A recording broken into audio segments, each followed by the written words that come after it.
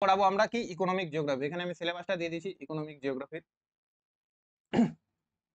Economic geography প্রথমে আছে resource অর্থাৎ সম্পদ। রিসোর্স মানে সবাই জানি আমরা সম্পদ। তো সম্পদের কনসেপ্ট অর্থাৎ সম্পদ কি, সম্পদ সম্পর্কিত থিওরি গুলো কি কি আছে, ক্রিয়েটিং ফ্যাক্টর অর্থাৎ সম্পদ কিভাবে ক্রিয়েট হয়, অ্যান্ড প্রসেস, ক্লাসিফিকেশন, সম্পদের রিসোর্সের যে ক্লাসিফিকেশন আর এই যে ইকোনমিক রিসোর্সের এখানেও ক্লাসিফিকেশন, এই দুটো কিন্তু একই। অর্থাৎ কালকের অর্ধেক টপিক কিন্তু আজকেই পড়া হয়ে যাচ্ছে। Utilisation process, technology and environment quality. তো এই যে লাস্টের এই টপিকগুলো আছে না, এগুলো অ্যাকচুয়ালি কি, এগুলো অতটা পড়তে হয় না। আমি দেখলাম না বইয়ে কোথাও এগুলো আলাদা করে কিছু আছে, মানে সম্পদকে আমরা কেমন করে ব্যবহার করব, তো এগুলা মনে হচ্ছে মানে বেসিক কনসেপ্টের উপর কোনো কোশ্চেন আসতে পারে। তো এই টপিকগুলো কিন্তু আমার নোটের মধ্যে আলোচনা করা নেই, আমি সেরকম কিছু পেলামই না। আর বৈশিষ্ট্যগুলো পড়লেই মোটামুটি এগুলো হয়ে যায়। তো এই উপরের প্রথম কয়েকটা টপিকই কিন্তু মেইন টপিক আছে আজকে। তো চলো শুরু করি। তো প্রথমে আছে সম্পদ কি। এখান থেকে একটা কোশ্চেন আসে পরীক্ষায়। কি কোশ্চেনটা, সেটা হচ্ছে সম্পদ সম্পর্কে একজন সংজ্ঞা দিয়েছে, যার নাম হচ্ছে অধ্যাপক জিমারম্যান। তিনি একটা গ্রন্থে ওয়ার্ল্ড রিসোর্স অ্যান্ড কি ইন্ডাস্ট্রিজ, এই গ্রন্থটাতে তিনি একটা সম্পদের সংজ্ঞা দিয়েছেন, যেটা খুব বিখ্যাত। গ্রন্থটাও বিখ্যাত, সম্পদের সংজ্ঞাটাও খুব বিখ্যাত, মানে পরীক্ষায় অনেক আসে। তো ওয়ার্ল্ড রিসোর্স এন্ড অর্গানাইজেশন গ্রন্থে তিনি বলেছেন যে সম্পদ বলতে কোনো বস্তু বা পদার্থকে বোঝায় না, বোঝায় তার কার্যকারিতাকে। ঠিক আছে, তাহলে এই কোশ্চেনটা পরীক্ষায় অনেক সময় আসে। এখান থেকে দুইটা কোশ্চেন আছে যে ওয়ার্ল্ড রিসোর্স আর ইন্ডাস্ট্রিজ গ্রন্থটা কার লেখা, কিংবা এই সংজ্ঞাটা তুলে দিল যে এই সংজ্ঞাটা কার দেওয়া, দুটাই আমরা মনে রেখে দেবো। এবার এখানে কিছু বৈশিষ্ট্য আছে, এই বৈশিষ্ট্যগুলো ভালো করে বুঝলেই কিন্তু এই যে শেষের ওই টপিকগুলো কিন্তু হয়ে যায়, যে সম্পদের কি বৈশিষ্ট্য। তো এখান থেকে এরকম কোশ্চেন আসতে পারে যে এর মধ্যে কোন বৈশিষ্ট্যটা সম্পদ সম্পদ সম্পদের নয়, বা নিম্নলিখিত কোন বৈশিষ্ট্যটা সম্পদ সম্পর্কে বলেছে, এরকম আর কি পরীক্ষা আসতে পারে। এক নম্বর হচ্ছে কার্যকারিতা, তাকে আমরা সম্পদ বলবো যার কার্যকারিতা আছে। যেমন খনিজ তেল আমাদের কাজে লাগে, ওই জন্য খনিজ তেলকে আমরা কার্যকারী, এই খনিজ তেলকে আমরা সম্পদ বলি। এই যে আমি যে পেনটা দিয়ে লিখছি, এই পেনটা যতক্ষণ পর্যন্ত লিখবে ততক্ষণ পর্যন্তই এ সম্পদ, তারপর কিন্তু এ সম্পদ নয়। উপযোগিতা, উপযোগিতা মানে হচ্ছে যেটা মানুষের উপযোগে আছে, এরকম যেটা মানুষ অ্যাপ্লাই করতে পারে। যেমন উর্বর কৃষি জমি, যদি কৃষি জমিটা যদি অনুর্বর হয়ে যায়, কোনো কাজে না লাগে, পতিত পড়ে থাকে, তাহলে তাকে আমরা সম্পদ বলবো না ধীরে ধীরে। ঠিক আছে, প্রয়োগযোগ্যতা, প্রয়োগযোগ্যতা মানে হচ্ছে ব্যবহার করার, যাতে আমরা ব্যবহার করতে পারি এরকম সহজে আর কি। যেমন জলবিদ্যুতের তুলনায় তাপবিদ্যুৎ বেশি প্রয়োগযোগ্যতা রয়েছে, অর্থাৎ বেশি গ্রহণযোগ্যতা। আমরা জলবিদ্যুতের থেকে তাপবিদ্যুতের বেশি প্রয়োগযোগ্যতা পৃথিবীতে রয়েছে, বেশি ব্যবহার হয় তাপবিদ্যুৎ, এরকম। এমন নয় যে জলবিদ্যুতের ব্যবহার হয় না, প্রয়োগযোগ্যতা কম আর কি। গ্রহণযোগ্যতা, যেমন যাকে আমরা সহজে গ্রহণ করতে পারি, যেমন সৌরশক্তি। ঠিক আছে, তো সম্পদ হচ্ছে গ্রহণযোগ্যতা থাকবে। সার্বজনীন চাহিদা থাকবে, সম্পদ এমন একটা যে সবাই সেটাকে চাইবে, যেমন জল, বায়ু, সূর্যালোক প্রভৃতি প্রভৃতি। ক্ষয় প্রবণতা, সম্পদ কিন্তু কিছু কিছু সম্পদ, সব সম্পদ এরকম নয়, তবে বেশিরভাগ সম্পদই এরকম আছে যারা কিন্তু ধীরে ধীরে ক্ষয় হয়ে যায়, যেমন আকরিক লোহা, কয়লা ইত্যাদি ইত্যাদি। পরিবেশ বান্ধব, সম্পদের কিন্তু একটা গুরুত্বপূর্ণ বৈশিষ্ট্য হচ্ছে সম্পদটা কিন্তু পরিবেশ বান্ধব হতে হবে, অর্থাৎ অচিরাচরিত শক্তি যেটা গুলো আর কি। তারপরে সীমাবদ্ধতা, অর্থাৎ একটা সম্পদের একটা নির্দিষ্ট সীমা থাকে, যেমন জমির উর্বরতা, জমিটা অনুর্বর হয়ে গেলে তখন থেকে আর তাকে সম্পদ বলবো। সৃষ্টিশীলতা, সৃষ্টিশীলতার মধ্যে যেমন যে সম্পদ ক্রিয়েট করতে পারে এরকম। সুগম্যতা মানে যেখানে এমন সম্পদ আছে যে জায়গায় আমরা যেতে পারবো, যেমন হিমালয়ের অনেক উঁচু জায়গাতেও অনেক সম্পদ লুকিয়ে আছে, কিন্তু সেগুলো তা সত্ত্বেও কেন আমরা সম্পদ বলি না, কারণ ওগুলোতে মানুষ পৌঁছাতে পারবে না, এরকম ব্যাপার।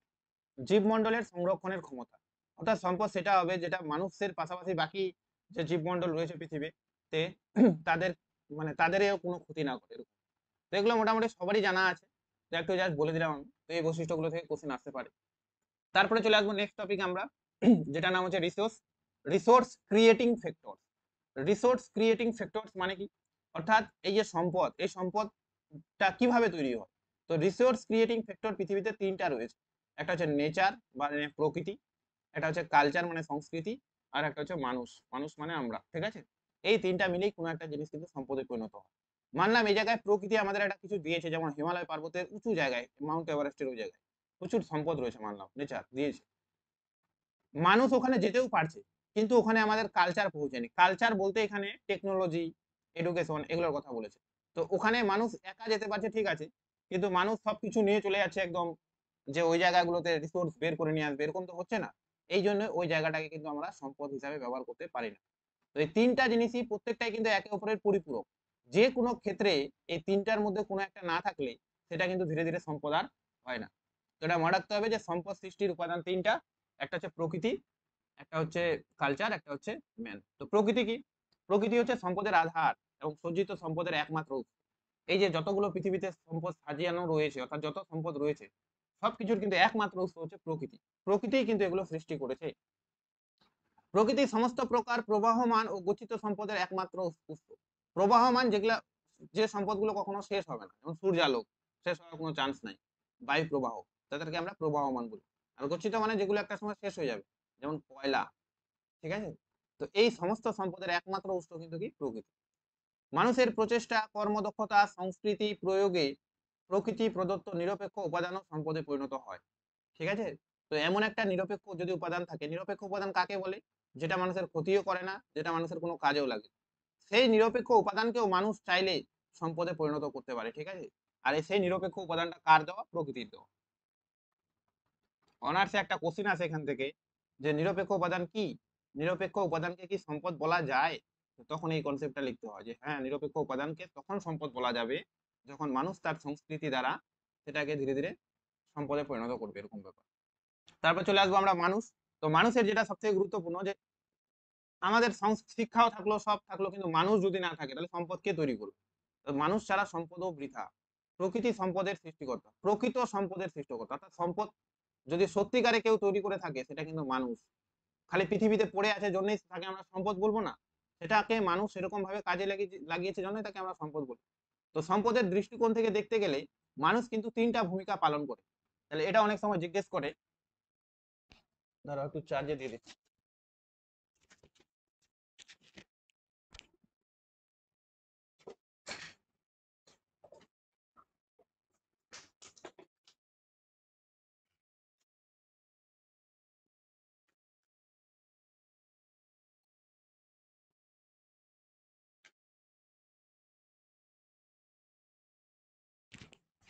সম্পদের ক্ষেত্রে মানুষ তিনটা ভূমিকা পালন করে, এটা এটাও কোশ্চেন আছে যে একদিকে যেমন মানুষ সম্পদ সৃষ্টি করে, সেই সম্পদকে মানুষ কিন্তু ভোগ করে, আবার সেই সম্পদ মানুষ আহ, ধ্বংস করে, এরকম। তো সম্পদ সৃষ্টিতে মানুষ ভোগকারী, সৃষ্টিকারী, ভোগকারী, ধ্বংসকারী, তিন ভাবে পালন করে ভূমিকা। তাহলে এটা মনে রাখতে হবে যে সম্পদ সৃষ্টিতে মানুষের ভূমিকা কত ধরনের?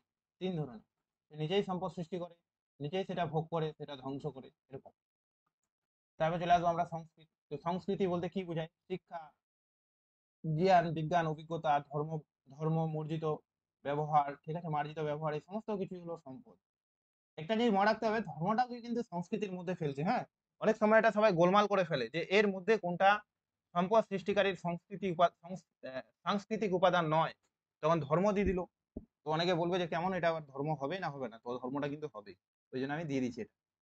তো এক কথায় মানুষের যা গুণ আছে সমস্ত গুণই কিন্তু হলো সংস্কৃতি। এটা কিন্তু আমাদের মনে রাখা উচিত। তো এটা মোটামুটি এগুলা জিনিস তো সবার মোটামুটি জানাই আছে, আমি জানি, বা না জানা গেলে একবার করে নোটটা দেখলেই মনে পড়ে যাবে। এরপরে যেটা আছে সেটা হচ্ছে থিওরিস। আমরা দেখলাম সিলেবাসের মধ্যে উল্লেখ আছে যে থিওরিস অফ রিসোর্সেস। তো সম্পদের ক্ষেত্রে দুইটা রিসোর্স খুব ইম্পর্টেন্ট, একটা হচ্ছে জিমারম্যানের থিওরি, আর একটা হচ্ছে মেডোসের থিওরি, ঠিক আছে। জিমারম্যানের থিওরিটার নাম কি?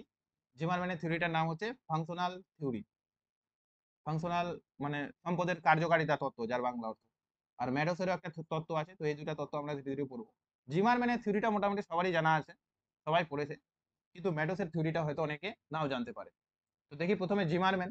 তো জিমারম্যান তার তথ্যটা দিয়েছিল একটা বইতে, যেটা নাম হচ্ছে ওয়ার্ল্ড রিসোর্স এন্ড ইন্ডাস্ট্রিজ, ঠিক আছে, ওয়ার্ল্ড রিসোর্স এন্ড ইন্ডাস্ট্রিজ, এই গ্রন্থে তার তথ্যটা কিন্তু তিনি দিয়েছিলেন। তো তার মেইন কথা কি, যে যদি কোনো একটা বস্তু থাকে এবং তার মধ্যে যদি কার্যকারিতা থাকে, অর্থাৎ কাজ করার ক্ষমতা থাকে, সেটা যদি মানুষের কাজে লাগে তাহলে তাকে আমরা সম্পদ বলবো। যেমন নদীর জল, বস্তু আছে কিন্তু তার মধ্যে কোনো কার্যকারিতা নেই, তাহলে সেটা সম্পদ নয়। যেমন অনুৎপাদক জমি, অর্থাৎ যে জমিতে কোনো কোনো কিছু উৎপন্ন হয় না, এক কথায় অনুর্বর জমি। সংস্কৃতি প্লাস কার্যকারিতা, অর্থাৎ কোনো সংস্কৃতি যদি আমাদের কাজে লাগে তাহলে সেটাকে সম্পদ বলবো, শিক্ষা বলবো। যেমন শিক্ষা আর কি উদাহরণ। সংস্কৃতি মাইনাস কার্যকারিতা, তাহলে তাকে আমরা সম্পদ বলবো না। যেমন অন্ধবিশ্বাস, ঠিক আছে, অন্ধবিশ্বাসও তো একটা সংস্কৃতি, কিন্তু ওরা মানুষের কাজে লাগে না, বরং মানুষের ক্ষতি করে, তাহলে সেটা কিন্তু সম্পদ নয়। সম্পদ মাইনাস কার্যকারিতা, একটা একদম সম্পদ, মানলাম একটা টাকা আছে, 500 টাকা নোট, পুরাতন যুগের 500 টাকার নোট। তো 500 টাকা মানে কি, ওই তো মেইন সম্পদ হিসাবে, কিন্তু তার বর্তমানে কোনো কার্যকারিতা নেই, তাহলে সেটাকে আমরা সম্পদ বলবো। যেমন হচ্ছে মহামারী, খরা, এগুলো। অবস্তু, কোনো অবস্তু, অবস্তু মানে যাদেরকে আমরা টাচ করতে পারবো না এরকম, তো তার মধ্যেও যদি মাইনাস কার্যকারিতা থাকে, এটা প্লাস হবে, ভুল হয়ে গেছে, অবস্তু প্লাস কার্যকারিতা, তাহলে তাকে আমরা সম্পদ বলবো। যেমন মানুষের কর্মদক্ষতা, হ্যাঁ, অবস্তু প্লাস কার্যকারিতা, তাহলে তাকে আমরা কিন্তু সম্পদ বলবো। তার মানে একটা জিনিসে আমরা লাস্টে পৌঁছালাম, যে সেটা যেই হয়ে যাক না কেন, তার যদি কার্যকারিতা থাকে তবেই তাকে আমরা সম্পদ বলবো। সবগুলোর ক্ষেত্রে কার্যকারিতা আছে, যেখানে কার্যকারিতা নেই সেটা সম্পদও নয়। তাহলে জিমারম্যান এটাই বলে চেষ্টা করেছেন যে সম্পদ বলতে কোনো বস্তু বা পদার্থকে বোঝায় না, বোঝায় তার কার্যকারিতাকে। তো তার কার্যকারিতা আছে কিনা সেটাই হলো সম্পদ, এটাই হলো জিমারম্যানের মেইন কনসেপ্ট এখানে। তো এগুলো জানি মোটামুটি সবাই, আমি জানি। এরপর আছে ফ্যাক্টরস, এই যে তিনি বললেন যে সম্পদ বস্তু প্লাস কার্যকারিতা এরকম, তো এটা মূলত 4টা ফ্যাক্টরস এর উপর নির্ভর করে এরকম। একটা হচ্ছে চাহিদা, প্রত্যেকটা জিনিসের চাহিদা থাকতে হবে। কাজ করার ক্ষমতা থাকলে খালি হবে না, তার ডিমান্ডও থাকতে হবে, ডিমান্ড না থাকলে তাকে সম্পদ বলবো। প্রযুক্তি ও জ্ঞান থাকতে হবে, সময় থাকতে হবে, সময় মানে কি, এরকম দেখা গেল আমার এখন খিদা লাগছে, আর রান্না করলাম আমি ঠিক, কিন্তু রান্না করলাম পরের দিন সকালবেলা 24 ঘন্টা পর, তার মাঝখানে অনেকটা গ্যাপ, তাহলে সেটা কি আর কোনো মানে কাজে লাগবে? অর্থাৎ সবকিছুর একটা সময় থাকে, লিমিট থাকে, ওটাই আর কি বোঝার চেষ্টা করি। স্থান, তো এই 4টা উপাদান এটাও মনে রাখতে হবে যে এই উপাদানগুলোর কথা কিন্তু জিমারম্যান তার থিওরিতে বলেছে। এগুলো কিন্তু অনেক বইতে দেওয়া থাকে না। হুম, এটা ওই কোন ইয়ে বইটাতে, কি যেন বইটার নাম, অনিশ চট্টোপাধ্যায়ের বইটা থেকে মনে হয় নিয়েছিলাম। এগুলো আগে তৈরি করার নোট তো আমার। তারপর হচ্ছে স্টেজ, তো প্রথম পর্যায়, দ্বিতীয় পর্যায়, তৃতীয় পর্যায় আর চতুর্থ পর্যায়, 4টা ভাগে ভাগ করেছে সম্পদ। বলেছে প্রথম দিকে, আর প্রথম স্টেজ মানে কি, প্রথম দিকে একদম সভ্যতা শুরুর প্রথম দিকে, ঠিক আছে, সম্পদকে মানুষ কিভাবে বিবেচনা করতো, তো সম্পদ প্রকৃতির দান, মানে প্রকৃতি আমাদের যেভাবে চালনা করবে আমরা ওভাবেই চলবো, এরকম আর কি ছিল তখন। দ্বিতীয় পর্যায়ে তারপরে একটু হলো সম্পদের কায়িক শ্রমের দ্বারা অর্জিত, অর্থাৎ আগে আমরা কি হতো, যে গাছে ফল পড়তো, মানে ফল হতো, ফলটা পড়তো, আমরা খেতাম, এরকম ছিল মানব সভ্যতা। তারপরে দেখলো যে আর ফল হচ্ছে না, তখন মানুষ সেই ফলটাকে গাছটাকে কি করলো, লাগালো, গাছটার যত্ন করলো, জল দিতে লাগলো, এরকম আর কি। তাহলে কায়িক শ্রম তো একটু দরকার পড়লো, সেটাই বলেছে এখানে। দ্বিতীয় পর্যায়ে বলতে সম্পদের কায়িক শ্রম প্রয়োজন হয়। তৃতীয় পর্যায়ে সম্পদ উৎপাদনে মানুষের কারিগরি দক্ষতার উপর নির্ভরশীল, ঠিক আছে, অর্থাৎ কারিগরি টেকনোলজি চলে আসলো, এরকম। আর চতুর্থ পর্যায়ে হচ্ছে অতিরিক্ত চাহিদা মেটানোর জন্য সম্পদ প্রায় নিঃশেষিত হবে, যেটা এখন হচ্ছে। তো বলেছে যে সৃষ্টির আদিম কাল থেকে এখনো পর্যন্ত এই 4টা স্টেপের মধ্য দিয়ে সম্পদ সম্পর্কে আমাদের কিন্তু ধারণা চেঞ্জ হয়েছে। প্রথম দিকে সম্পদ যেভাবে চালাতো ওভাবে আমরা চলতাম, তারপরে মানুষের কায়িক শ্রম ব্যবহার হতো, সেখানে টেকনোলজি ছিল না। তৃতীয় পর্যায়ে টেকনোলজি আসলো, এবং চতুর্থ পর্যায়ে আসলো কি, অতিরিক্ত যেহেতু চাহিদা, সে কারণে ধীরে ধীরে কিন্তু সম্পদ নষ্ট হয়ে যাচ্ছে। তো এই ছিল 4টা পর্যায়। তো এখানকার মধ্যে আমি বলে দিই, সব থেকে মেইন যেটা পরীক্ষা আছে সেটা হচ্ছে এটা, মেইন কনসেপ্ট থেকে কিন্তু পরীক্ষা সব থেকে বেশি আসে। এবার চলে আসবো আমরা ম্যাডোসের থিওরি। এতদূর পর্যন্ত কারো কোনো অসুবিধা আছে? রাধা, কোনো অসুবিধা আছে?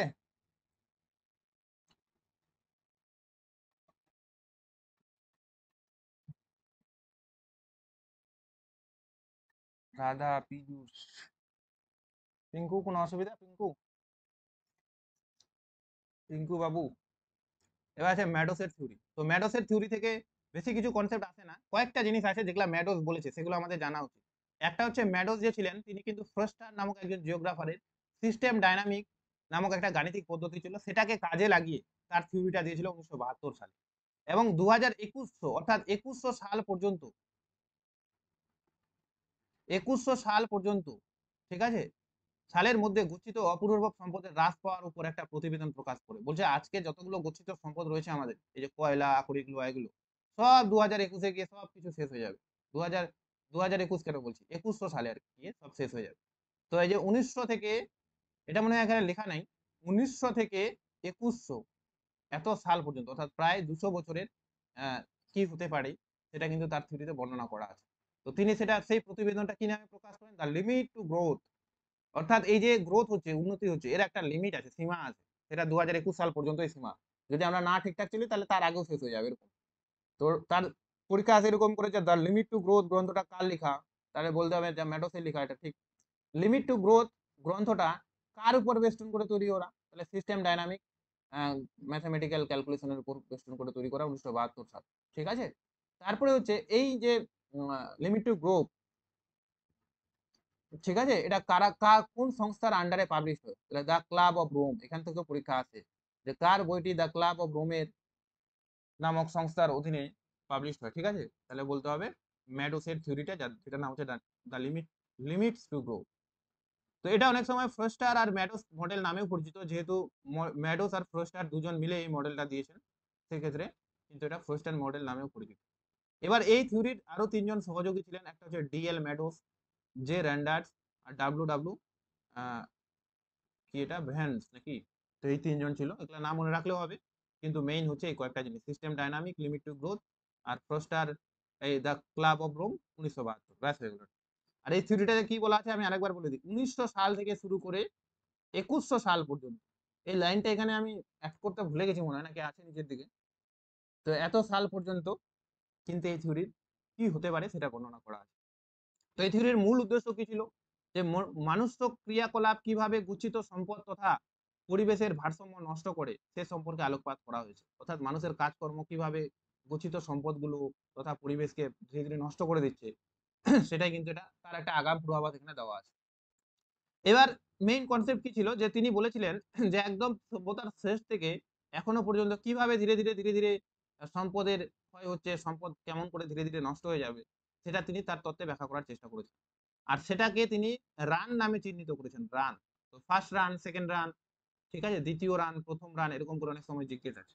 তো তিনি মোট 7টা রানের কথা বলেছেন। রান কথার অর্থ এখানে কি, রান কথার অর্থ এখানে হচ্ছে রূপ, অর্থাৎ প্রথম পর্যায়ে কেমন হবে, তারপরে কেমন হবে, তারপরে কেমন হবে, এবং 2100 সালে গিয়ে কি হবে সম্পদ সম্পর্কে মানুষের ধারণাটা, সেই আর কি ব্যাপার। তো এটা অনেক সময় এরকম আসে যে রান শব্দটা কার সঙ্গে জড়িত, তো ম্যাডোসের সঙ্গে জড়িত। হুম, যারা কোশ্চেন টোশ্চেন ঘাটে তারা হয়তো এগুলা দেখবে অনেক সময়, হ্যাঁ, এগুলা ইকোনমিক জিওগ্রাফিতে খুব থাকে। তো first run, second run, third run, fourth, এরকম করে 7, টোটাল 7টা রানের কথা বলছি। তো ফার্স্ট রান মানে কি, এই সময় মানে 1900 সালের দিকে, ফার্স্ট রান কথার অর্থ হচ্ছে 1900 সাল। তো সম্পদের ঘাটতি হবে ও শিল্পে বিনিয়োগের হ্রাস, অর্থাৎ শিল্প ছিল না বললেই চলে এরকম। ঠিক আছে, মানে সম্পদই যেহেতু অভাব, তো শিল্পে কেমন করে বিনিয়োগ হবে। সেকেন্ড পর্যায়ে যেটা, সেটা বলছে প্রযুক্তি ও পুনর্ব্যবহারের উন্নতি, অর্থাৎ প্রযুক্তি ধীরে ধীরে উন্নত হবে এবং যে সম্পদগুলো আমরা আগে ব্যবহার করতাম সেটাকে যাতে পুনরায় ব্যবহার করা হয়, তার একটা উন্নতি হবে। তবে দূষণ ও মৃত্যু হার বৃদ্ধি, কিন্তু যেহেতু সেটা আমরা তখন আমরা এত সম্পদের ব্যবহার করে ফেলেছি যে তখন প্রচুর দূষণ হবে, আর এই দূষণের কারণে প্রচুর মানুষ মারা যাবে এরকম করে। তৃতীয় পর্যায়ে যেটা, মানে এগুলা পার হয়ে চলে আসছি আমরা, সম্পদের যোগান বাড়লেও, সম্পদের যোগান বেড়েছে ঠিকই, মানে এই যে সম্পদের অতিরিক্ত সম্পদের চাহিদা তৈরি হয়েছিল, তো সম্পদের যোগান বেড়েছে ঠিকই, কিন্তু দূষণে প্রচুর মারাও গেছে ও জনসংখ্যা ধীরে ধীরে হ্রাস পেয়ে গেছে। ঠিক আছে, তারপরে দূষণ নিয়ন্ত্রণে সাফল্য, তারপরে পর্যায়ে কি হলো, যে মানুষ দূষণ নিয়ন্ত্রণে সাফল্য হয়েছে এরকম। প্রথমে শিল্পে উন্নতি হলেও, প্রথমে শিল্পে এত উন্নতি করে দিয়েছিল, এত উন্নতি করে দিয়েছিল, তারপরে দেখা গেলো যে শিল্পে উন্নতি করতে গিয়ে আমরা তো কৃষির তো মানে কৃষির দিকে তো ভাবছেই না, তখন আবার পুনরায় কি কৃষিতে বিনিয়োগ শুরু হবে, তখন ধীরে ধীরে কি হবে, বিনিয়োগ শুরু হবে, ফলে শিল্পে কিন্তু একটা বাধা আসবে, মানে শিল্পে যেভাবে উন্নত হচ্ছিল সেরকম হবে না। এই চতুর্থ পর্যায় থেকে অ্যাকচুয়ালি মনে মনে দেখতে গেলে মনে হয় যে চতুর্থ পর্যায়টা মানে আগামী দিনে হতে পারে এরকম একটা, আর আগের 3টা পর্যায় মনে হয় আগে হয়ে গেছে, এরকম লেখা নাই বইটার মধ্যে, তাই এটা মনে হয় আর কি পড়লে। তারপরে কি হলো, পঞ্চম পর্যায়ে কৃষি ও শিল্পে উন্নতি হলো, দুটাতেই উন্নতি হতে শুরু করলো, যে কৃষিতে উন্নতি হচ্ছে, এবার শিল্পে উন্নতি হচ্ছে এরকম। জনসংখ্যা ও মৃত্যু হার বৃদ্ধি, জনসংখ্যাও যেমন বৃদ্ধি, মৃত্যু হারও ধীরে ধীরে বৃদ্ধি হলো এরকম, আর সম্পদের ক্ষয় হবে। তারপরে হচ্ছে সিক্স নাম্বার থেকে কনসেপ্ট আছে, এগুলো অত দেয় না পরীক্ষা, খালি রান শব্দটা ব্যবহার করেছে এটা জানলেই হবে। তো স্বেচ্ছা জন্ম নিয়ন্ত্রণ, অর্থাৎ এই সময় মানুষ স্বেচ্ছায় জন্ম নিয়ন্ত্রণ করবে না, মানুষ নিজে বুঝতে পারবে যে সম্পদের দরকার নেই, বেশি সন্তান হলে আমাদের মানে অত সম্পদ কোথায় পাবো, এরকম খাদ্য সংকট দেখা দেবে, জনসংখ্যা হ্রাস পাবে। তো যেহেতু নিজে নিজেই জন্ম নিয়ন্ত্রণ করবে, কোনো কোনো পলিসি কিছু লাগবে না, তো জনসংখ্যা তো হ্রাস হবে। আর সেভেন্থ পর্যায়ে যেটা লাস্ট পর্যায়ে, অর্থাৎ 21শো শতাব্দীর দিকে, সেটা হচ্ছে প্রযুক্তি থাকলেও জমির চাপ, দূষণ, সম্পদ হ্রাসে জনসংখ্যাও কম, মানে এত জমির চাপ থাকে, দূষণ এত বেশি হয় যে ধীরে ধীরে কিন্তু সম্পদটাও হ্রাস। তার মানে এই থিওরিটা গোটাটা এটাই বোঝার চেষ্টা করলো যে পর পর পর পর কেমন করে কেমন কি কন্ডিশন হবে সম্পদ সম্পর্কে মানুষের, মানে সম্পদ আর মানুষের সম্পর্কটা কেমন কি হবে সেটাই বোঝানোর চেষ্টা করে। তো সবাই একটু মন দিয়ে পড়লে কিন্তু ইজিই লাগবে মনে হচ্ছে, আর যদি না জানা থাকে, কারণ এগুলা তো থিওরি অনেকে পড়েই না। হুম, তো উপরে ওই যে কয়েকটা কনসেপ্ট আছে, ম্যাডোসের থিওরিটার নাম, তারপরে হচ্ছে দ্য ক্লাব অফ রোম, তারপরে হচ্ছে রান, এগুলা সম্পর্কে যাতে সবাই জানা থাকে তাহলেই হবে। এখানে একটা ডায়াগ্রাম দেওয়া যায়, তো এখানে লেখা আছে, ওটা আর অ্যাড করলাম না। তাহলে আমি 1900 সাল থেকে শুরু করে 2100 সাল পর্যন্ত 200 বছরের ইতিহাস তার থিওরিতে বর্ণনা করা আছে, কখন কি হবে না হবে। টুডে আমরা বর্তমানে এই জায়গায় অবস্থান করছি, ঠিক আছে, এরপর থেকে এরকম হবে। ছবিটা দিয়ে দিচ্ছি, আবার কোনো সমস্যা নেই। এখান থেকে কিছু নোটস আছে, যেমন সম্পদের আধুনিক ধারণা কে দেয়, তো হচ্ছে জিমারম্যান। সম্পদের কার্যকারিতা তত্ত্বের প্রবক্তা কে, জিমারম্যান। ভলকানাইজেশন প্রক্রিয়া উদ্ভাবক চার্লস গুডিয়ার। ভলকানাইজেশন প্রক্রিয়াটা কি কেউ বলতে পারবে, কারো জানা আছে ভলকানাইজেশন প্রক্রিয়া কি? ভলকানাইজেশন প্রক্রিয়া হচ্ছে এমন একটা প্রক্রিয়া যার সম্পদ মানে যেটা সম্পদের গুণগত মানটাকে আরো বাড়িয়ে দিবে, বুঝা গেল? এমন একটা প্রক্রিয়া যেটা সম্পদের গুণগত মানকে আরো বাড়িয়ে দিবে, মানে আরো বেশি সম্পদ উৎপাদন হবে, সম্পদটা আরো ভালো হয়ে যাবে, বা বেশি আগের তুলনায় বেশি সংখ্যায় পাবো, এরকম ব্যাপার। সবুজ বিপ্লবে শঙ্কর বীজের আবিষ্কর্তাকে, তো নরম্যান বোরলগ, জানি সবাই। প্রয়োগ কৌশলই জড়বস্তুকে সম্পদে পরিণত করে, হ্যামিল্টন বলেছে। তো এই কোশ্চেনটা অনেক সময় লাইন তুলে দিয়ে দেয় যে এই কথাটা কে বলেছে, যে প্রয়োগ কৌশল মানে টেকনোলজি, সেটাই কিন্তু কোনো জড়বস্তুকেও সম্পদে পরিণত করতে পারে। ঘুমায় টুমায় গেল নাকি আবার কেউ? আর নাকি ঘুমায় গেছে? হুম,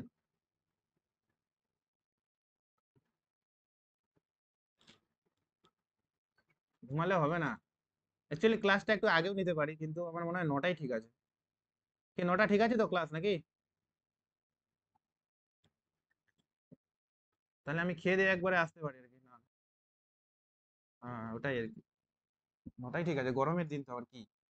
আর বেশিক্ষণ তো সময় লাগে না, এরকম না যে 12টা বাজায় দিচ্ছি। তো এবার হচ্ছে সম্পদের ক্লাসিফিকেশন। সম্পদের ক্লাসিফিকেশন তাহলে, তো সম্পদকে আমরা কতগুলো ভাগে ভাগ করি। একটা প্রাকৃতিক সম্পদ, যেমন সৃষ্টির, আচ্ছা এখানে এটা মানে হচ্ছে কিসের ভিত্তিতে, সৃষ্টির উপাদানের ভিত্তিতে। এখানে উপাদান লিখতে হবে। উপাদান লিখেছিলাম হয়তো, শো করছে না। সৃষ্টির উপাদানের ভিত্তিতে প্রাকৃতিক সম্পদ কাকে বলে, আমি সব প্রকৃতি থেকে যে সম্পদ পাই। মানবিক সম্পদ মানে যেটা মানুষ ক্রিয়েট করে। সাংস্কৃতিক সম্পদ যেমন মানুষের শিক্ষা দীক্ষা এগুলো। হুম।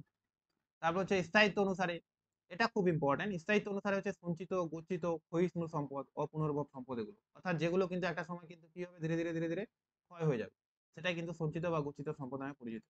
স্থায়িত্ব অনুসারে হচ্ছে প্রবাহমান, পুনর্ভব, পূরণশীল, ঠিক আছে, অভাব, অক্ষয়িষ্ণু, অর্থাৎ মানে যেটা কোনোদিন শেষই হবে না, ফান্ড রিসোর্স, মানে চলছে চলছে চলছে এরকম। যেমন সূর্যালোক, বাতাস, এগুলো এখনো পর্যন্ত আমরা দেখছি না যে কোনোদিন শেষ হয়ে যাবে। আগামী দিনে কি হবে সেটা পরের কথা। জৈবিক বৈশিষ্ট্য অনুসারে, তার মধ্যে যদি জীবন্ত সত্তা থাকে বা জীব জগৎ থেকে যদি তৈরি হয় তাহলে সেটা জৈবিক সম্পদ। আর অজৈব পদার্থ থেকে তৈরি হলে অজৈব সম্পদ। বন্টন অনুসারে কি, সর্বত্র প্রাপ্য, যেটা সব জায়গায় পাওয়া যায়, সূর্যালোক। সহজলভ্য, যেটা সহজেই পাওয়া যায়, এটাও সূর্যালোকই হবে। দুষ্প্রাপ্য বা বিরল সম্পদ, অর্থাৎ যেগুলো সব জায়গায় পাওয়া যায় না, কয়েকটা বিশেষ বিশেষ কেন্দ্রে কিন্তু পাওয়া যায়। অদ্বিতীয় বা একমাত্র সম্পদ, অর্থাৎ যেটা কেবলমাত্র পৃথিবীর একটা জায়গাতেই পাওয়া যাবে, সেটাই হলো অদ্বিতীয় বা একমাত্র সম্পদ। প্রাপ্যতার উপর ভিত্তি করে, যেমন প্রকৃতি বা সমৃদ্ধ বা বিকশিত সম্পদ, প্রকৃত সম্পদ, ঠিক আছে, মানে যেটা অনেক আছে এরকম। সম্ভাব্য বা সুপ্ত সম্পদ, অর্থাৎ এখন সম্পদ নয় কিন্তু আগামী দিনে সম্পদ হতে পারে, যেমন এআইটা আগামী দিনে আরো সম্পদে পরিণত হতে পারে এরকম। তো সেটাকে বলা হয় সম্ভাব্য বা সুপ্ত সম্পদ। মালিকানা অনুসারে ব্যক্তিগত, যেমন আমার এই পেনটা, আমার মোবাইলটা, আমার ল্যাপটপটা, এগুলো সব হচ্ছে ব্যক্তিগত সম্পদ। সামাজিক সম্পদ মানে কি, যেটা সমাজের উদ্দেশ্যে সবার, ঠিক আছে, যেমন একটা হসপিটাল। জাতীয় সম্পদ মানে যেটা একটা দেশের সবার জন্য, এটা এরকম ব্যাপার। তারপর আন্তর্জাতিক সম্পদ মানে কি, যেটা বিশ্বের সব মানুষের জন্য। এগুলা কিন্তু সব উদাহরণ দেওয়া আছে, জাস্ট আমি একবার করে বলে দিই, সংজ্ঞা কিন্তু লেখা নাই। সংজ্ঞা কিন্তু লেখা নাই, সংজ্ঞা লিখে কেন লিখবো ফালতু। স্পর্শযোগ্যতা মানে বস্তুগত বা যাকে আমরা স্পর্শ করতে পারি, যেমন এই পেনটাকে আমি স্পর্শ করতে পারছি, সুতরাং এটা হচ্ছে স্পর্শযোগ্য সম্পদ, ঠিক আছে। তারপর হচ্ছে যেটাকে আমরা স্পর্শ করতে পারি না, সেটা হচ্ছে অস্পর্শযোগ্য সম্পদ। এই হলো ব্যাপার। তো এখানে সবগুলোর উদাহরণ দেওয়া আছে, আমার মনে হয় না এগুলো কারো অজানা। তো প্রাকৃতিক সম্পদ হচ্ছে সূর্য রশ্মি, জল, বায়ু, খনিজ দ্রব্য, মৃত্তিকা প্রভৃতি। এটা থেকে কোশ্চেন দেয় না, দিবে কোনগুলো থেকে আমি বলে দিচ্ছি। মানবিক সম্পদ মানে যে মানুষের শ্রমশক্তি, কর্মদক্ষতা, বুদ্ধি, চেতনা, জনসংখ্যা ইত্যাদি। সাংস্কৃতিক সম্পদ মানে শিক্ষা, সাহিত্য, প্রযুক্তি, বিজ্ঞান, এরা তো জানাই আছে। এখান থেকে সম্পদ আসছে, এই কোশ্চেনটা, এটা থেকে কোশ্চেন আসতে পারে যে দিয়ে দিল এর মধ্যে কোনটা গচ্ছিত সম্পদ নয়। মানে এগুলা এই কনসেপ্ট গুলো মানুষের এত গোলমাল হয়ে যায় না অনেক সময়, তো ওই জন্য মানে রাখতে হবে সঞ্চিত, গচ্ছিত, ক্ষয়িষ্ণু, অপুনর্ভব সবগুলো একই জিনিস। অপুনর্ভব মানে পুনরায় আবির্ভাব করা যায় না, তার মানে কি ও ক্ষয়ে যাবে ধীরে ধীরে, ওই জন্য ক্ষয়িষ্ণু। তার মানে ক্ষয়িষ্ণু মানে কি গচ্ছিত আছে ওই জন্য ক্ষয় হয়ে যাবে, এরকম করে মনে রাখতে হবে। কয়লা, খনিজ তেল, তামা, আকরিক, ম্যাঙ্গানিজ, অভ্র, প্রাকৃতিক গ্যাস, এগুলো প্রবাহমান বা ফান্ড রিসোর্স, যেটা ফান্ড অর্থাৎ যেটা ক্ষয় হবে না, যেমন সূর্য রশ্মি, নদীর জল, বাতাস, জোয়ার ভাটার শক্তি, ভূতাপ শক্তি প্রভৃতি। যদিও নদীর জলটা ধীরে ধীরে শেষ হয়ে যাচ্ছে, এমন নয় যে হুট করে এই 1 বছরে 20 বছরের মধ্যে সব নদীর জল শেষ হয়ে যাবে, এরকম তো হবে না। তো আগামী দিনে কি হবে, আগামী দিনে হয়তো এগুলো চেঞ্জ হয়ে যেতে পারে, এখনো পর্যন্ত আমাদের কাছে এটা অবাধ সম্পদ হিসেবেই আছে। এবার হচ্ছে জৈব সম্পদ, মানে হচ্ছে মানুষ, জীবজন্তু, উদ্ভিদ, মৎস্য, এগুলো যাদের মধ্যে জীবন্ত সত্তা আছে। উদ্ভিদের মধ্যেও কিন্তু জীবন্ত সত্তা আছে। অজৈব মানে খনিজ দ্রব্য, জল, মৃত্তিকা, অক্সিজেন, এগুলো এটা থেকে আসে না কোশ্চেন, এগুলো সবাই পারে। সম্পদের বন্টন অনুসারে সর্বত্র প্রাপ্ত, অর্থাৎ বায়ু, জল, সূর্যকিরণ প্রভৃতি। সহজলভ্য মানে কৃষি জমি সহজেই পেয়ে যায়, যে কোনো জায়গায় যাই আমরা কৃষি জমি সহজেই পেয়ে যাবো একটু খুঁজলেই। জল, অরণ্য প্রভৃতি। দুষ্প্রাপ্য যেমন টিন, অভ্র, ইউরেনিয়াম, সোনা, নিকেল, এগুলো এগুলো কিন্তু খুব সহজে সব জায়গায় পাওয়া যায় না, কয়েকটাই কেন্দ্র আছে পৃথিবীতে, সেই জায়গাগুলোতেই পাওয়া যায়। অদ্বিতীয় বা একমাত্র সহজলভ্য সম্পদ, যেটা একমাত্র লভ্য সম্পদ, ক্রায়োলাইট। ক্রায়োলাইট কিন্তু বিশ্বের একটা জায়গায় হয়তো পাওয়া যায়। সম্পদের প্রাপ্যতা অনুসারে প্রকৃত সমৃদ্ধ, যেমন জলবিদ্যুৎ, কয়লা, খনিজ তেল, এগুলো বিকশিত সম্পদ, যেগুলো মানে হচ্ছে যেগুলো মানে বিশাল ছড়িয়ে গেছে এরকম আর কি ব্যাপার। সম্ভাব্য সম্পদ বা সুপ্ত সম্পদ, যেমন আমাজনের অরণ্য, এটা ইন ফিউচারে আরো ভালো সম্পদে পরিণত হতে পারে। অনেকে মনে করে আমাজনের ভিতরে অনেক কিছু আছে, এখনো পর্যন্ত কেউ পৌঁছাতে পারেনি, কিন্তু ইন ফিউচারে হয়তো এগুলোতে পৌঁছাতে পারে জন্য। দার্জিলিং অঞ্চলের কয়লা, হিমালয়ের জলবিদ্যুৎ, জাইরে কঙ্গো অববাহিকার জলবিদ্যুৎ প্রভৃতি, যেগুলো মনে রাখতে হবে আমাদের। ব্যক্তিগত মানে আমার বাড়ি, আমার গাড়ি, এগুলো ব্যক্তিগত সম্পদ। সামাজিক মানে বিদ্যালয়, পাঠাগার, হসপিটাল, খেলার মাঠ, এগুলো। জাতীয় মানে যেমন একটা খনি, ভারতবর্ষে একটা কোথাও খনি পাওয়া গেল, তো সেই খনিটা কে দখল করবে, কে খনিটা কার অধীনে চলে যাবে, সরকারের অধীনে, তো সরকারের মানে আমাদের সবার ওই খনিটা। জাতীয় সড়ক পথ, রেলপথ, তৈলক্ষেত্র, বাঁধ, বন্দর প্রভৃতি। আন্তর্জাতিক সম্পদ মানে যেমন বায়ুমণ্ডলের ওজোন স্তর, এখান থেকে কোশ্চেন, যে বায়ুমণ্ডলের ওজোন স্তর কি ধরনের সম্পদ, এবং অনেকে গোলমাল করে দেয় জাতীয় সম্পদ করে, তাহলে ভুল হয়ে যাবে। আন্টার্কটিকায় খনিজ ও অন্যান্য সম্পদ, সমুদ্রের জল প্রভৃতি। স্পর্শযোগ্য আর স্পর্শ, এটা আমরা নিজেরাই বুঝতে পারবো, জলকে আমরা টাচ করতে পারবো, ঘর বাড়ি, খনিজ দ্রব্য প্রভৃতি, সুতরাং এটা স্পর্শযোগ্য। অস্পর্শযোগ্য বা অবস্তুগত, যেমন শিক্ষাকে কিন্তু কখনো স্পর্শ করা যায় না। আইন, কর্মদক্ষতা, উদ্ভাবনী ক্ষমতা ইত্যাদি ইত্যাদি। তো এগুলো জাস্ট উদাহরণগুলো একবার করে দেখে নিতে রাখতে হবে, তাহলেই হবে। এবার এখানে এটা সম্পদ সম্পর্কে দেওয়া আছে, ফান্ড রিসোর্স। ফান্ড মানে হচ্ছে যে ক্ষয়িষ্ণু বা গচ্ছিত সম্পদ। অ্যালুমিনিয়াম যেমন 117 কোটি টন পৃথিবীতে এখনো পর্যন্ত আছে, যেটা আগামী 55 বছরে শেষ হয়ে যাবে। কয়লা 5 লক্ষ টন আছে, 150 বছর লাগবে এখনো শেষ হতে। তামা এত লক্ষ টন সঞ্চয় আছে, 48 বছরে শেষ হয়ে যাবে। আকরিক, লোহা আর কি, 10,000 টন রয়েছে, যেটা 173 বছর পর শেষ হয়ে যাওয়ার একটা চান্স আছে। ঠিক আছে। প্রাকৃতিক গ্যাস আগামী 119 বছর পর শেষ হয়ে যাবে। খনিজ তেল 50 বছর পর শেষ হয়ে যাবে। মানে আইডিয়া করছে যে এত বছর পর শেষ হয়ে যেতে পারে, যেভাবে আমরা ব্যবহার করছি। সেটা একটু মনে রাখার দরকার আছে, এখান থেকে কোশ্চিন হতেও পারে, না হওয়ার কিছু নেই। এটা এসএসসির বইতে দেওয়া ছিল একটা। এবার হচ্ছে এখান থেকে কিছু কনসেপ্ট, যেগুলা থেকে বেশি কোশ্চিন দেয়, আমি বলছি কনসেপচুয়াল কোশ্চিন হলে এগুলা থেকেই দিবে। যে নিরপেক্ষ উপাদান কি, তো একটু আগে আমি বললাম যে সমস্ত উপাদান মানুষের কোনো কাজেও লাগে না, আবার মানুষের কোনো ক্ষতিও করে না, তাদেরকে বলা হয় কি নিউট্রিয়াল স্টাফ বা নিরপেক্ষ উপাদান।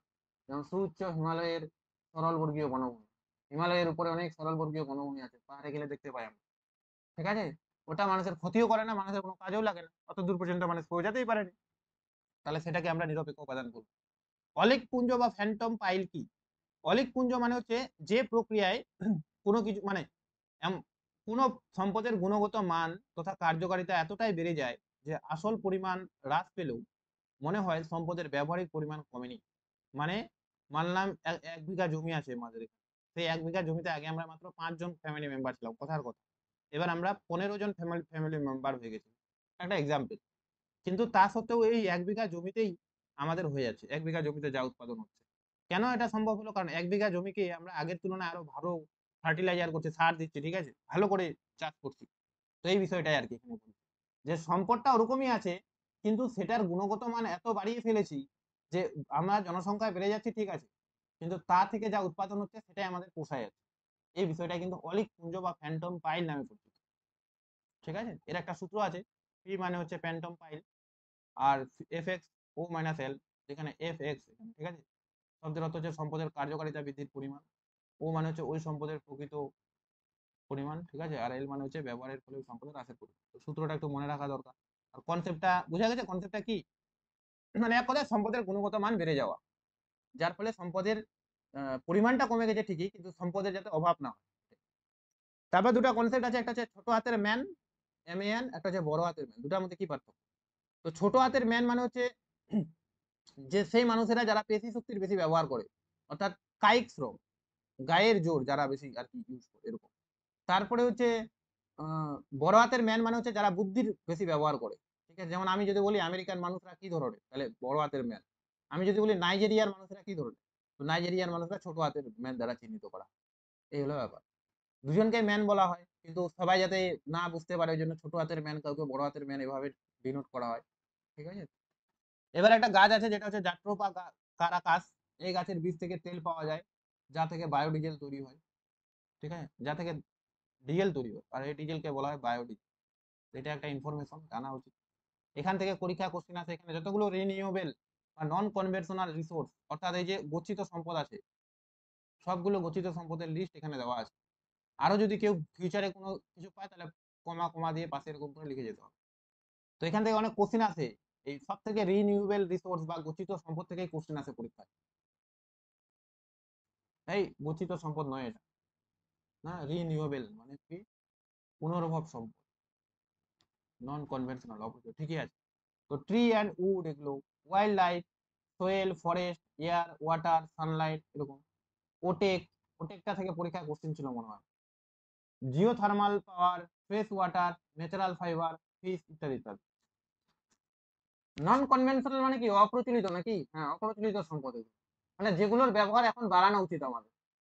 ঠিক আছে, যেগুলো পুনরায় ব্যবহার করা যায়, এরকম গচ্ছিত সম্পদ নয় আর কি, এটা ভুল বললাম, সরি। তো এরকম এখান থেকে কোশ্চেন আসে, এই জন্যই আমি এটা আলাদা করে একটা লিস্ট করে দিচ্ছি। ঠিক আছে, আরো যদি হয় আরো হয়ে যাবে। এবার যেহেতু আমাদের রিসোর্সের প্রসেস আছে, তো রিসোর্সকে বা সম্পদকে কিভাবে আমরা আরো ভালো করে ব্যবহার করতে পারি, বা রিসোর্স যাতে ঠিকঠাক নষ্ট না হয়, সেই জন্য একটা 5R এর কনসেপ্ট আছে। কিছুদিন আগে এটা 3R ছিল, তারপর 4R হলো, এখন 5R হয়ে গেছে। তো 5R মানে একটা রিফিউজ। রিফিউজ মানে অনেক সময় আমরা কি করব, যে রিফিউজ করব সম্পদকে, এভাবে সম্পদের ব্যবহারটা বাড়িয়ে দিতে পারি। যেমন আমি মানলাম আমার গরম কম লাগছে, সুতরাং আমি ফ্যানটা অফ করে দিলাম। তো এটা হলো রিফিউজ করে দেওয়া সম্পদ, যে থাক, আমি ফ্যান চালাতে হবে না, আমার গরম লাগছে না। ঠিক আছে, দেখা গেল গরম কম পড়ছে কোনোদিন, তো ফ্যানটা চালালাম না। তাহলে রিফিউজ, এভাবে আমরা সম্পদটা কিছুটা বাঁচালাম। রিডিউস মানে হচ্ছে ব্যবহার কমিয়ে দেওয়া। আগে যেভাবে আমরা ব্যবহার করতাম কোনো একটা সম্পদকে, তার তুলনায় কম ব্যবহার করতে হবে। যেমন আমাদের দেশ, আমি যখন মালদায় থাকতাম, ওখানে মেসে একটা দাদা ছিল আগে। ওই দাদা কি করতো, একটা সময় ইন্টারনেটের অভাব ছিল, তো মানে অল্প টাকা ইন্টারনেট, বেশি টাকায় অল্প ইন্টারনেট, 500 MB এরকম ছিল। তো ফেসবুকটা খুলে দিত একবার, খুলে দিয়ে যখন গোটা পেজটা খুলে দিল, তখন ইন্টারনেটটা বন্ধ করে দিত, তারপর আবার স্ক্রল করতো। স্ক্রল করতে করতে আবার যখন কি বলে যে আর যখন চলছে না, তো ওরা আরেকটু ইন্টারনেট অন করলো। তো এভাবে রিডিউস করেছে আর কি সম্পদ। ঠিক আছে, আর রিইউজ মানে সম্পদের, যেগুলো সম্পদ পুনরায় ব্যবহার করা যায়, সেগুলোকে পুনরায় ব্যবহার করতে হবে। রিসাইকেল মানে সম্পদ, সম্পদ শেষ হয়ে গেল, সেটাকে আবার পুনরায় যাতে সম্পদে পরিণত করা যায়, সেটাকে বলা হয় রিসাইকেল। রিথিঙ্ক, যেটা নতুন একটা কনসেপ্ট। রিথিঙ্ক মানে হচ্ছে কোনো সম্পদ ব্যবহার করার পূর্বে আরেকবার ভাবো, যে ওটা কি ব্যবহার করবো আমি না করবো না। তো এভাবে রিথিঙ্ক করেও কিন্তু অনেক সময় আমরা সম্পদের সাশ্রয় করতে পারি, বা সম্পদের ক্ষতিটাকে রোধ করতে পারি। আজকে এতটুকুই ছিল, হ্যাঁ, আর কিছু নেই। এগুলা জিনিস সোজাই লাগছে নাকি? এবার কালকে যখন পড়াবো না, আমি বলে দিচ্ছি, কালকে যখন পড়াবো তখন তো ফর্মস অফ ইকোনমি এটাই পড়াবো, কারণ এই ক্লাসিফিকেশন আর সিগনিফিকেন্স এগুলো অলরেডি আজকেই পড়ে নিলাম, একই জিনিস দুইবার দেওয়া আছে।